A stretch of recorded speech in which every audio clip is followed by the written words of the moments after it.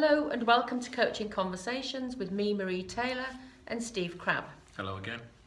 Today our conversation is going to be about developing workable plans from an idea. So how do we take an idea and make it into something real?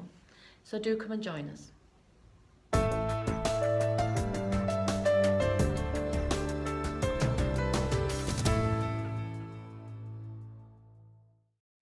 So Steve, tell us a little bit about this question of creating a workable plan, because we work in organisations sometimes and with business owners that have got a plan, but how do you make it workable? How do we make it workable? Might be in their head, but they've normally got something. Yeah, well, But how do you make it workable? I think that's the important thing.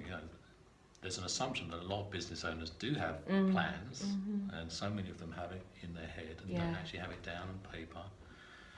It's like having a map.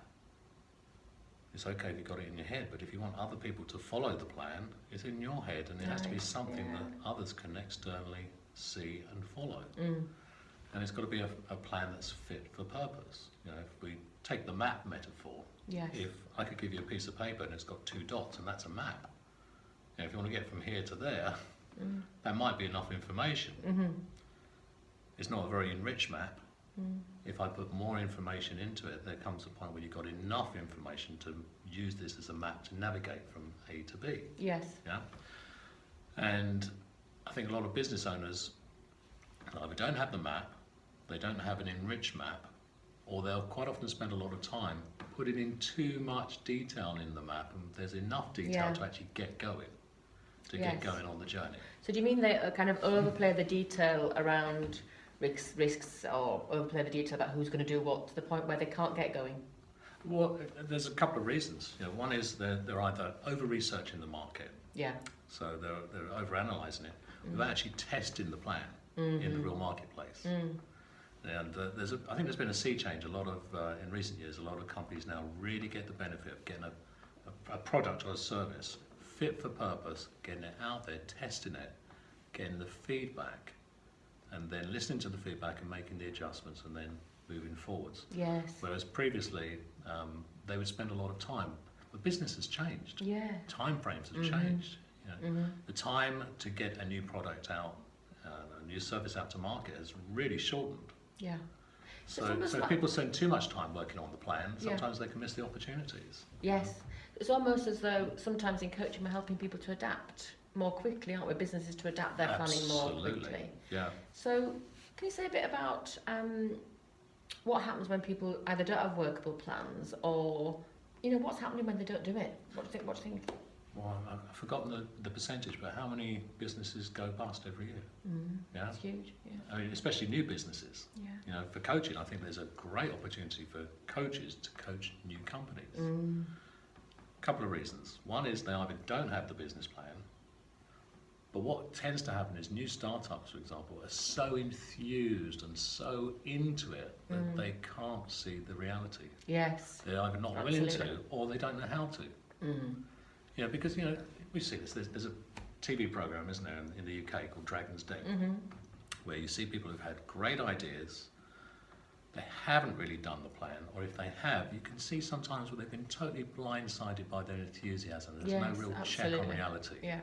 And the coach, we have the value of bringing in that third-party perspective, where we're not so emotionally attached to the idea, and we can sit back and ask them the questions, the tough questions, the questions that require them to be honest and to be vulnerable, and to really have that inquiry to the point that sometimes it might be a good idea to go, this doesn't work. And it's that, it kind of goes back, doesn't it, to that issue of developing a coaching relationship of trust, as you say, but also of being able to challenge the client to say this just is not adding up, it's not making sense. It's a great idea, but it's just not making sense. Well, even to say, in my mind, my godlike perspective, which we know you've got, in my godlike perspective, from what I'm seeing, I don't get this. You might want to have another look at it, so that we're not making the decisions for them. Who are we to judge? Because I guess on Dragon's Den, there've been quite a few scenarios where people have come in and these really experienced entrepreneurs have said, no, we're out. And then they've gone on to make a success of it. Yes, true. So sometimes enthusiasm and passion can push an idea to success. However, I think if you've got that enthusiasm and that passion and a plan, which has been robustly inquired, you know, the work's been done. Yes. Yeah. That makes a great recipe for success. Yeah, you've just highlighted something actually, which I think is for another conversation. But you've talked about not just having a robust plan, but what you're indicating there is also people's sense of internal passion for it.